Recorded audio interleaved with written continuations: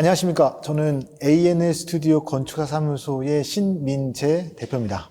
저는 한양대 건축학부 교수이자 소나건축사 사무소 운영하고 있는 손주희입니다.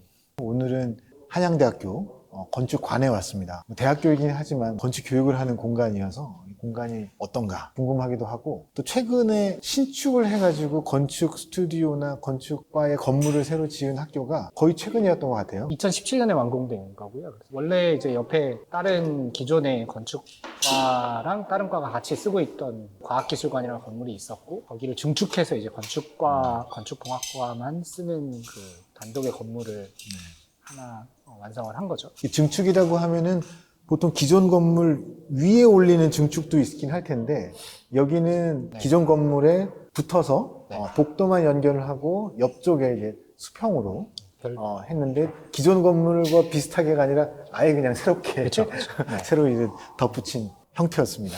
그래서 언뜻 보면 완전히 두 개가 다른 동인 다른 것처럼 건물로 보이죠. 네, 보이고, 로비랑 중간에 이제 층마다 연결되는 지점들만 이제 합체가 되어 있는. 그래서 저는 신축을 해가지고 새로 만들어진 부분이 아예 독립된 게 아니라 긴밀하게 연결이 되는 게 학사 운영이나 학생들 수업이나 기타 등등 모두 조화로울 것 같아서, 이런 방식으로 신축을 하고 증축하는 거는 학교 건물에서 긍정적인 것 같아요. 어떤 분들이 주축이 돼서 이게 설계가 진행이 됐을까요? 여기 한 20년 정도를 계속 이렇게 음. 네, 준비를 했던, 그러니까 땅을 마련을 하고, 그다음에 이제 동문들이 돈을 모아서 학교에서 그 돈만큼 매칭을 해주고, 다른 건축사 사무소에서 했다가 뭐 여러 가지 과정을 거치다가 마지막에는 결국 그 당시에 이제 가장 젊은 교수님이셨던 안기현 교수님이랑 김재현 교수님 두 분이 기본적인 안을 잡았고, 나중에 공간 건축에서 이거를 받아갖고 실시 설계하면서 마무리를 한 그런 프로젝트입니다. 네.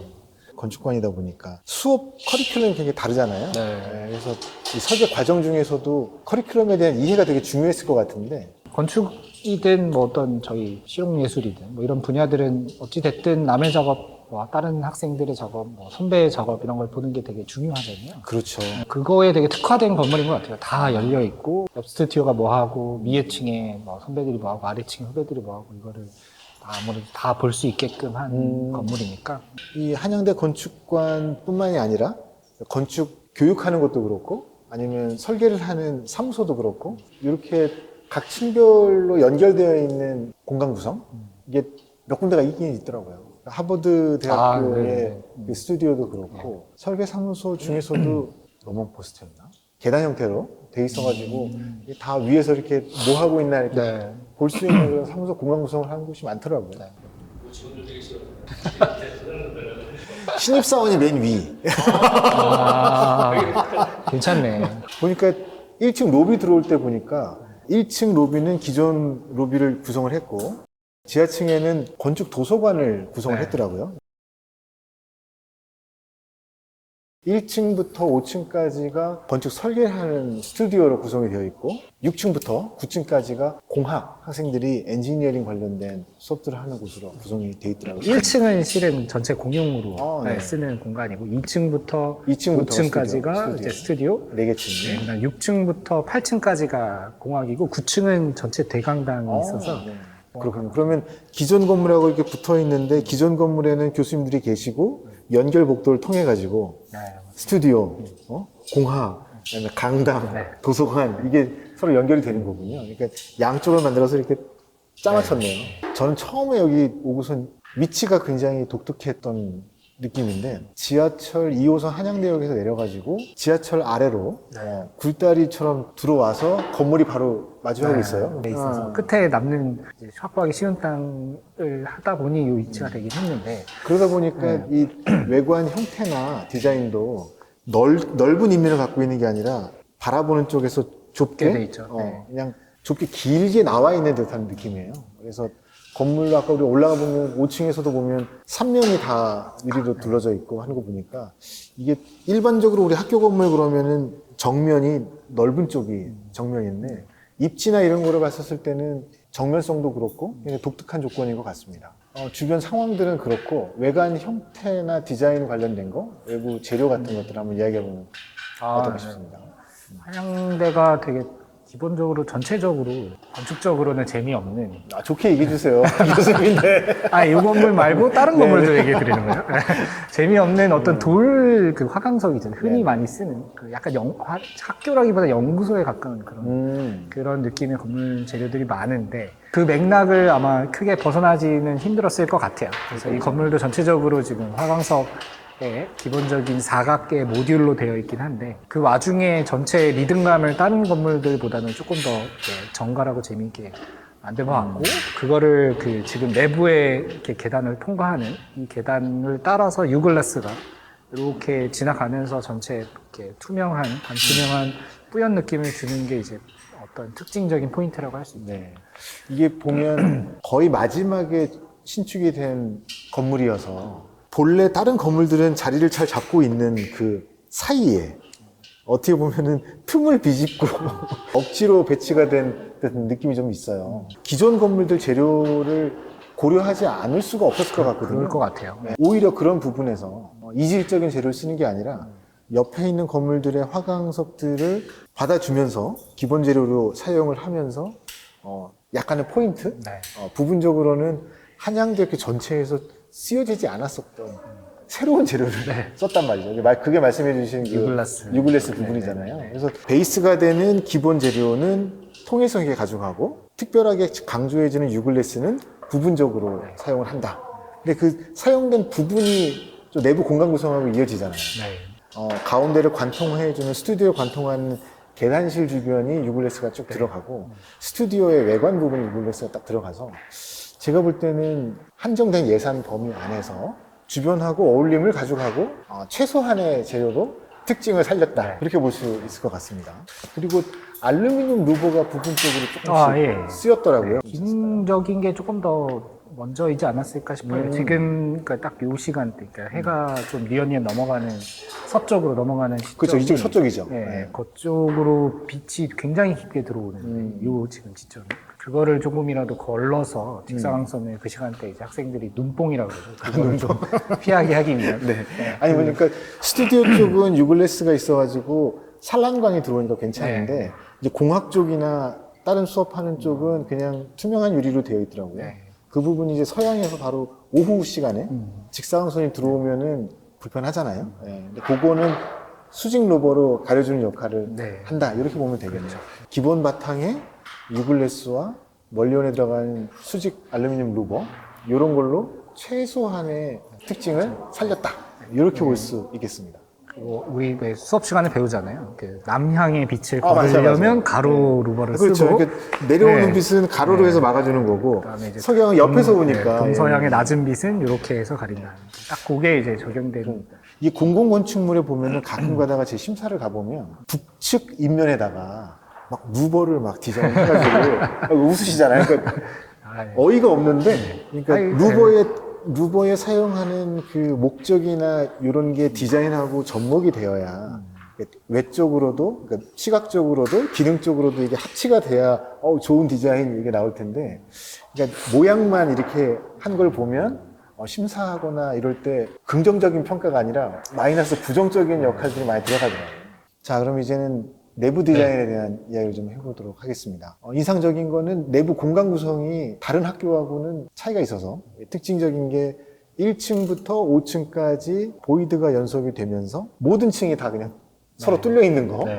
이게 굉장히 좀 인상 깊었거든요. 근데 이게 전체 층은 아니고 1층부터 5층까지 건축과의 스튜디오 운영하는 교실들 그 부분이 그렇게 돼 있어요. 물론 장단점이 있죠. 근데 이렇게 다 이렇게 뚫려 있고 심지어 2층에서 수업하는 소리가 3층까지 들리겠죠. 들리겠죠. 이렇게 되니까 어찌됐든 설계 스튜디오가 소리가 넘어서 방해되는 경우도 있지만 그거보다는 이 소리가 점점 넘어가거나 저 옆에 공간을 보게 돼서 학생들끼리 서로 자극이 되고 심지어 교수님들 간에도 서로 자극이 돼서 저쪽 스튜디오는 저것도 시키네. 우리도 이거 해야 되겠다라는 그런 자극이 되는 거죠. 그러니까 그래서 저희 학교는 이거를 이렇게 2학년, 3학년, 4학년은 학년별로 똑같은 거를 시켜요. 그래서 같은 이제 커리큘럼으로 학년별로 돌아가고 그러다 보니까 이제 우리가 도면을 그려 그러면 저쪽도 이제 도면을 그리기 시작하고 모형을 우리가 크게 만들어 아니면 옆에서 크게 만들어 그러면 우리도 이제 자극을 받아서 크게 만드는 서로 계속해서 자극을 주게 되니까 디자인적으로도 계속 애들이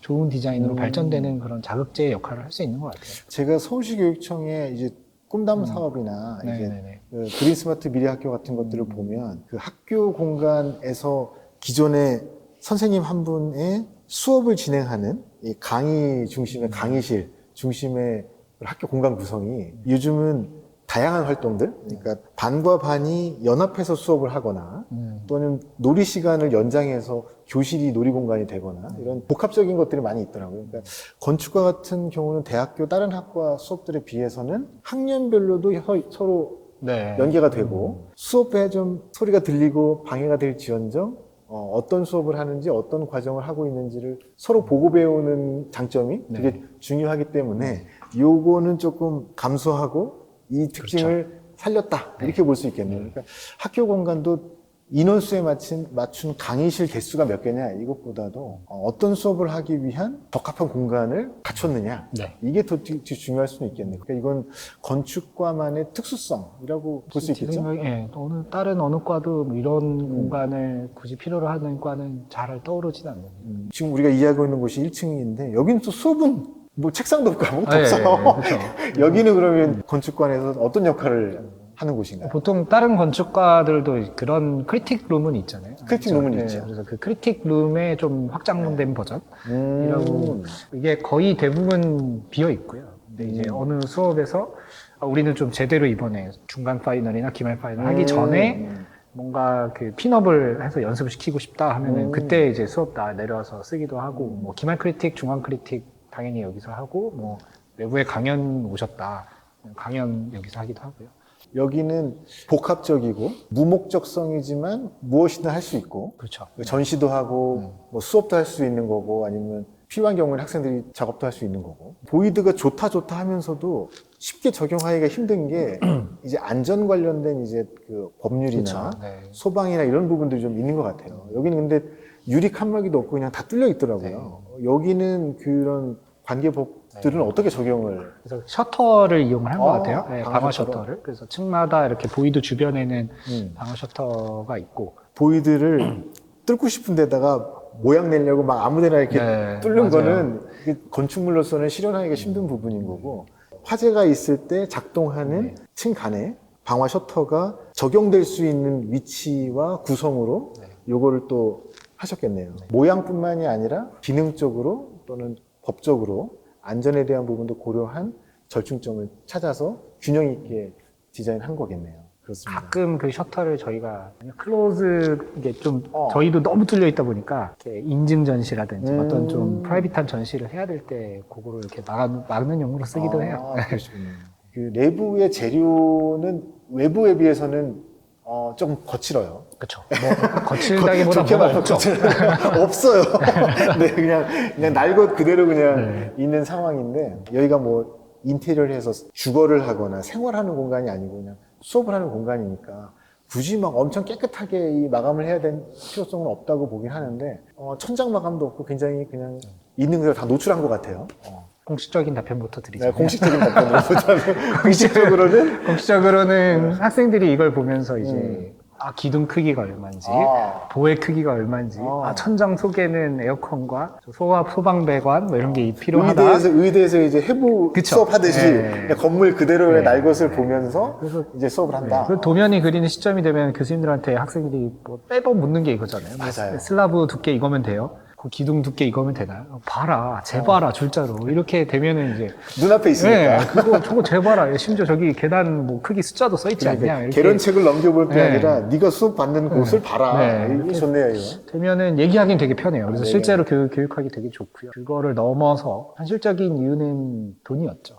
비용의 문제도 있을 것 같아요. 그래서 이제 그 선에서 고민을 많이 하셨던 것 같아요. 전체 면적을 조금이라도 학생들이 더 쓸 수 있게끔 면적을 좀 더 확보하는 건물을 만들까. 할까? 아니면 그 뭐 조금 더 그래도 내부 내장재도 바르고 조금 더 이렇게 퀄리티 있게 할까의 기로에서 이제 전자를 선택을 해서 제한된 예산 내에서 이거를 하다 보니 내부에 대한 재료까지는 적용을 안 하는 걸로 하면서 근데 그게 교육적인 어떤 목적과도 부합을 하니까 저는 이제 외부에서 봤을 때 유그레스도 쓰고 돌도 저 정도 쓴다고 하면은 엄청 싸게 한 건 또 그렇죠. 아니겠구나라는 생각이 들었는데 내부는 또 그거 같은 반전적인 부분들도 있어서 전체 예산 범위에서 효과가 필요한 부분에 집중, 다른 부분은 조금 마감을 덜 하거나 간단하게 하면서 기능은 또 확보하는 이런 전략은 제가 볼 때는 굉장히 스마트했던 것 같아요. 그런 걸 보면은 또 마감에서 제일 저렴하면서도 효과적인 게 그냥 색깔을 쓰는 거잖아요. 네. 그런 측면에서 저는 다른 학교나 이런 내부 공간에 비해서는 컬러를 되게 넓은 면적 그리고 원색적인 색깔들을 썼더라고요. 뭐 근데 그 색깔이 이런 메인 네. 공간을 지배하는 건 아니고 그렇죠, 그렇죠. 예, 그게 이제 저쪽 코어 쪽에 계단실이나 계단실. 예, 그런 쪽에 들어가 있으니까 색을 근데 메인 공간에 썼으면 조금 유치했을 건데 그럴 수 있죠. 네, 근데 계단실, 엘리베이터 앞에 뭐 층별 구분하는 용도 정도로 썼으니까 그게 뭐 이렇게 인지를 주는데 내가 어디에 있다는 인지를 주는 데는 충분한 도움이 되는 것 같아요. 보면은 색깔 썼던 부분들이 이 공용이나 이 공동으로 이동하는 공간들에 많이 있더라고요. 그래서 안내판에서도 색깔을 구분을 해놨고 계단실이나 엘리베이터 홀이나 스튜디오 들어오는 그 유리벽이나 이런 데에 컬러를 쓴 걸 보면 이 스튜디오 공간은 그냥 넓은 전체 공간이니까 거칠거나 좀 가볍게 놔두고 모두가 이용하는 집중해서 이용하는 엘리베이터 앞이나 계단실이나 이런 부분들은 좀 신경 쓴 마감에 컬러를 강하게 써서 위치를 인지해주는 사이니지로 사용한 것 같아요. 그래서 그런 부분들 저는 저렴하게 굉장히 포인트 되는 위치에 잘 했구나 이런 생각이 들더라고요. 마감재 부분은 또 좀 아쉬운 부분들이 좀 있더라고요. 가장 많이 사용하는 이 스튜디오 같은 경우는 플라스틱 타일로 된 부분도 있더라고요. 이런 거는 공공건축에서 좀 한계일까요? 뭐 선택이었지 않았을까요? 그렇죠. 돈을 어디에 이제 뭐 처음부터 아마 이거를 이런 데코 타일을 적용해서 했다기보다 뭔가 좋은 재료가 있다가 이제 V를 하면서 그렇겠죠. 바뀌었을 확률이 높지 않을까라고 저도. 그런 측면에서 뭐 데코 타일 재료가 아쉬움도 있으면서도 이 색깔이나 이런 부분들은 전체하고 맞추니까 좋은 것 같습니다.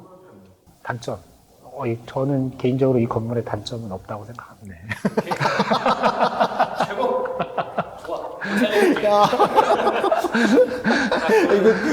부당 내부 거래야 이거. 완벽한 건물. 나는 뭐가 돼? 내부자기 때문에. 자, 그럼 좀더 마지막으로.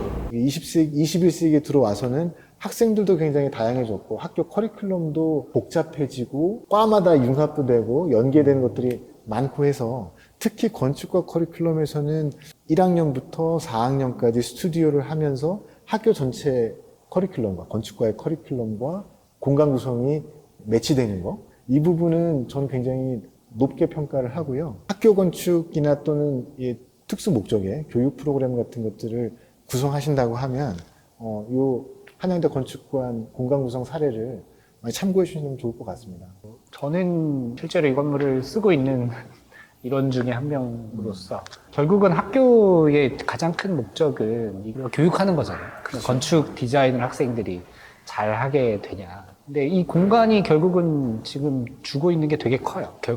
학생들의 결과물이 되게 좋아지고 있고, 그게 결과물이 이 학생들의 공간에 의해서 학생들의 작업이 좋아지는 게 분명히 보여서 그 목적을 되게 잘 달성하고 있는 건물이다라는 생각이 들고, 그게 이제 주된 것은 옆에 반, 또 선배들, 후배들의 작업을 계속 볼 수 있다.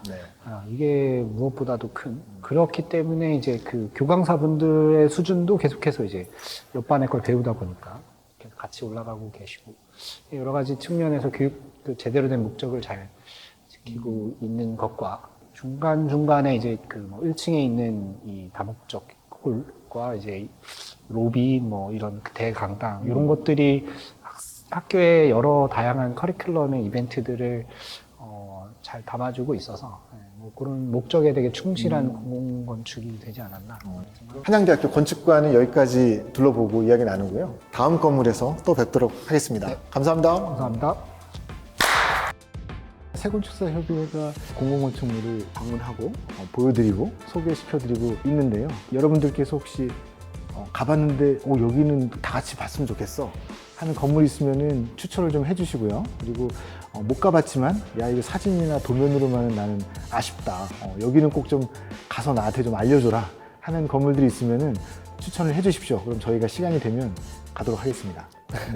시간 되면 간다.